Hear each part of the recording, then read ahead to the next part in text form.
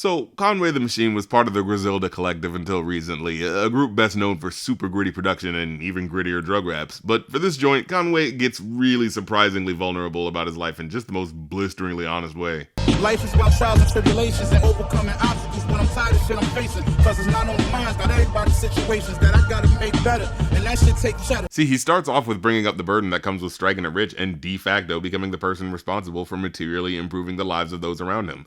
But how that obligation makes him feel like he's just a meal ticket for them. Funny how they can be so forgetful. All the other shit I say yes to. When a nigga needs something, the only time you call him check, that's all facts. Leading him to feel like, damn, if I'm doing all this to help them, where does it feel like anyone's actually caring about what I'm mentally going through? Do anybody care that I'm stressed? Everybody got their hand out asking me for shit, but do anybody care that I'm stressed? I don't come around, so I guess it's out of sight, out of mind, but do anybody care that I'm stressed? Niggas care. He then details the loss of family members in a devastatingly tragic 1-2 punch. Niggas don't understand depression is real. Not too long after my cousin hung himself, I never told anybody, but I lost a son myself. Imagine being in the hospital holding your dead baby, and he looked just like you. You trying to keep him going crazy. Also opening up about dealing with the physical deformities he's attained in life. 10 months old, I was abused.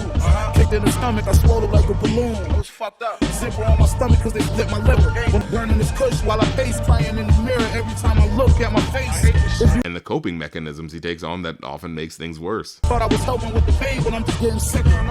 Alcoholism is a sickness. How many people gonna admit that they addicted? But after all that sheer darkness, he clips in a speech from what sounds like a life coach with just the right words of encouragement about how resilience to keep going always comes from the power within, regardless of where you are in life. Do you know what it feels like to be alone? Where the world counts you out? You was all alone, you was in a dark place. But one day that spark kicked in you, but you was still by yourself. You was by yourself them nights in the gym, and you said, I'm gonna come back. But it was that moment when the world said, I don't wanna be around you. I don't got time to be waiting for you to win again. You came alive. That was the motivation that pushed you to come back. Like, this can't be easy stuff to just put out for the public, especially for someone known to have such a hardcore stone-faced persona, so I want to give props to him as an artist for really bleeding into the pen for his art. And not only that, but tinging it with complexity by giving it a bit of hopefulness at the tail end there, like a strip of sunshine around the song's dark cloud of reality. Now this is what you have no choice but to call a top-shelf, A-grade, undeniable hip-hop masterpiece. The type where you can only properly describe it by doing a break the fourth wall look to the audience just to say, starting with the sound of an orchestra warming up, to really ingratiate the grandiose atmosphere of the incoming soundscape provided by the inimitable producer Danger Mouse, as he then weaves some bone-chillingly cool beatwork under the singer's understated vocals on the hook.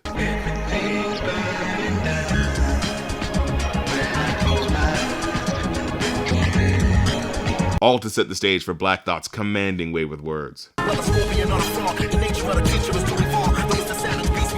It starts off sounding like just an abstract flow, illustrating the evolution of different things throughout time.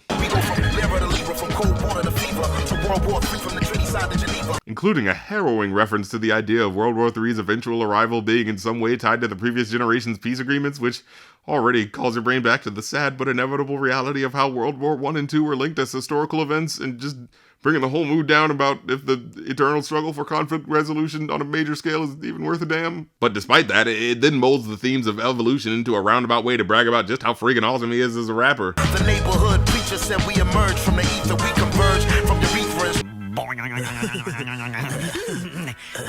Sorry, I'm not a very mature person.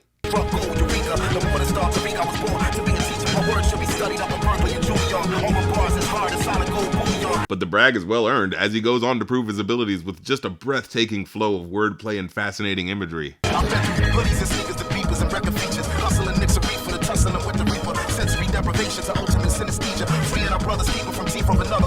Oh, the musical sonic force of it all, and the deep intellectual pontifications I could make about each line if I really wanted to get up my own ass about it. A dominatrix seeking to be served, ever patiently waiting with the demons we deserve. Better be willing to pay for every dream that you deferred. If the vehicle should swerve, learn to lean into the curb. But for real, it's nothing short of a majestic display of lyricism that keeps you gripped with every word.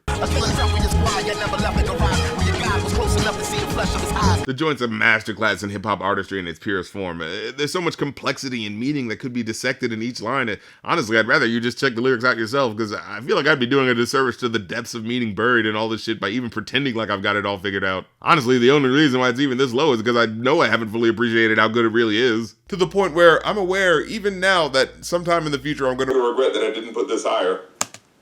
Yeah, past me was right. I should have put that one higher.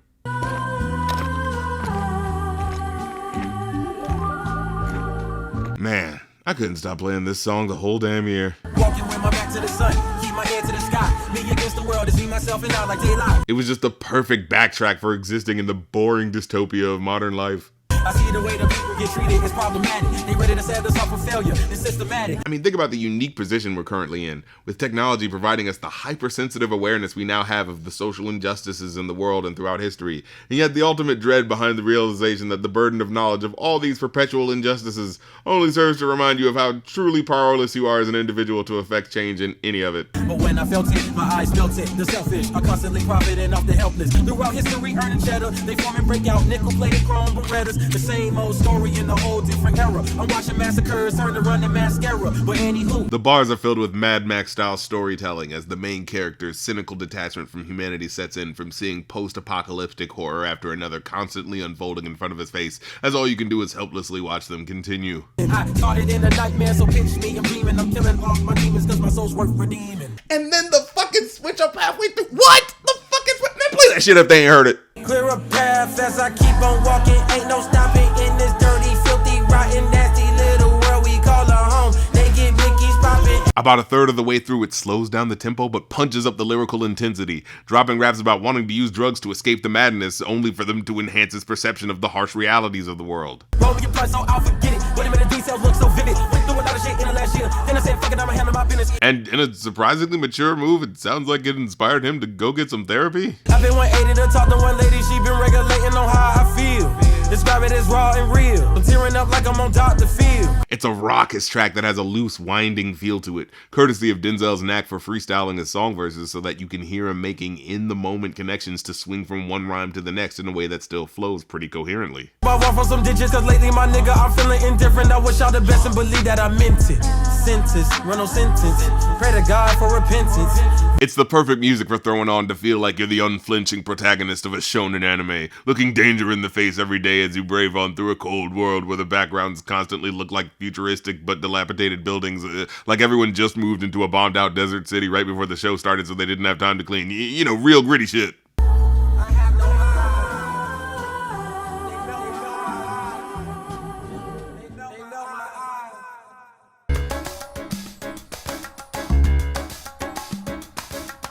Yeah, obligatory Kendrick Lamar song. You know we had to have one of those on here. But whereas I usually choose a song from the album, because the songs he releases as promos before the LP drop typically come off as the type of stuff that didn't have enough completed ideas to make the actual album, with this latest outing, to me, it kind of felt like the opposite happened. This promo video for The Heart Part 5 felt like such a blast of unique full-force energy with so many complex ideas and concepts that the project that followed felt like a bit of a step down in relation to it. Like, with this track, there's a whole orchestra that just weaves in and out all around this track so naturally. I thought that was going to reflect in the evolution of his musical palette on the album, but not really. Thought he was foreshadowing concepts that he was going to really deep dive into to dissect, and you know, he sort of does. And usually there's some unmitigated banger single that can balance that deeper thinking commentary with an undeniable anthemic brag track energy that makes a radio smasher of a hit, but nah, I don't think we really ended up with that this time either. Everything that was promised in this track just didn't feel like it fully paid off on the album in comparison to just how imaginative this promo single was. And just to put it in perspective, I still believe it was a solid enough effort. There were certainly tracks that pushed some boundaries in ways I'm sure he was anticipating. As I get a little older, I realize life is perspective. And my perspective may differ from yours. Cause this intro definitely sounds like he's preparing to say some shit that's gonna divide people.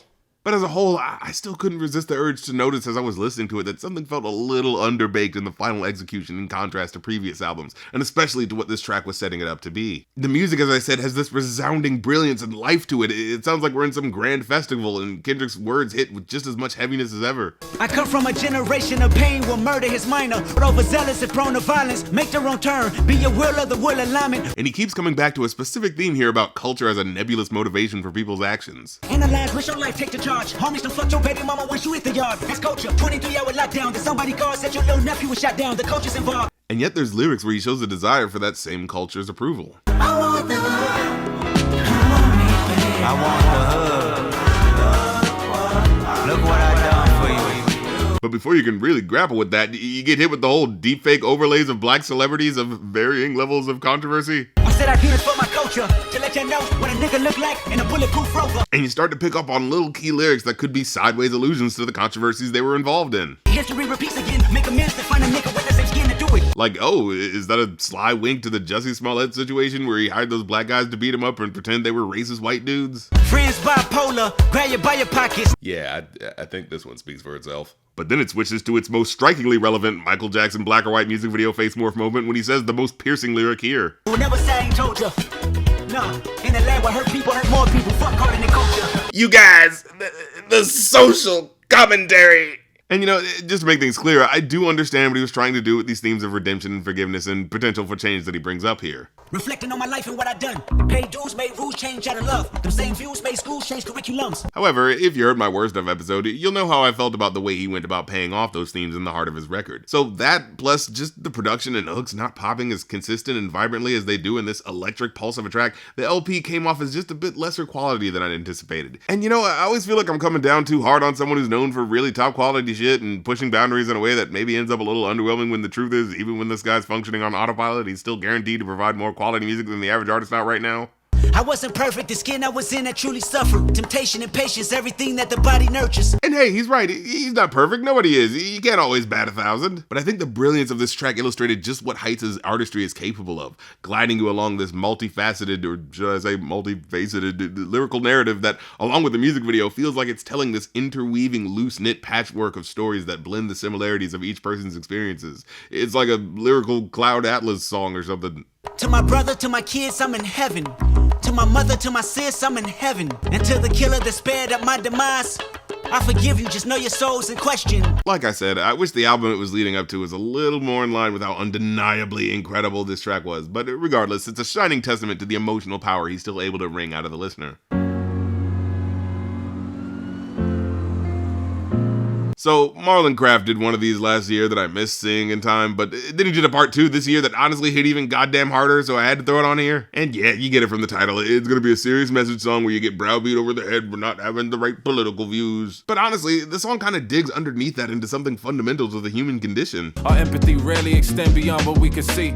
On that, it ain't real if it ain't happened to me. And it's that the personal is political, and we tend to care about the nuances of other people's issues if that person is around us. As we prioritize band-aids for ourselves and next of kin instead of trying to heal world wounds that are generations in. And I'm not saying you need to learn everything about every ethnicity and marginalized group or else you're a bad, insensitive person, but when the issue extends to the rights of other people to live their lives, we've got to examine the hypocrisies that lead us to accept contradictory ideologies. That's about a vaccine, except my body, my choice. And Texas outlawed all women's rights and dudes looking like somebody body their voice. So now I ain't here to peep. Like, let's be real, the people against vaccine and masks were largely people that didn't care about people outside of themselves and didn't want to be inconvenienced, and so adapted an easy slogan that fit in with what they already wanted to believe, that you're already right and you didn't need to actually fundamentally change anything. But it's like, hey, if it's the right to choose that you really care about, surely your right to consent to being a vessel for a whole ass other person to come out of you should inspire you to be just as fervent in your support of these women, right? Oh, but again, where they at?